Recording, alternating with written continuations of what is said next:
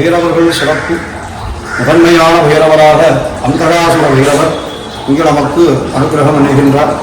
அந்தகனை வதங்கு செய்கின்றது போல நமக்கு அஷ்ட வீராட்டனத்திலே திருக்கோவிலூர் தொடர்புடைய வீராட்டேஸ்வரராக அந்தகாசுர சம்ஹாரமூர்த்தமாக இங்கு இறைவன் நமக்கு அனுகிரகம் பண்ணக்கூடிய சிவபெருமானி மகாபைரவராக இருக்கின்ற திருக்கோலம்.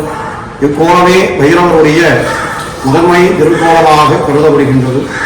சிவபெருமானி மகாபைரவஸ்வரூபமாய் நமக்கு எழுந்துகின்ற அற்புதமான திருவுருவம். அந்தகனை திரிசூலத்திலே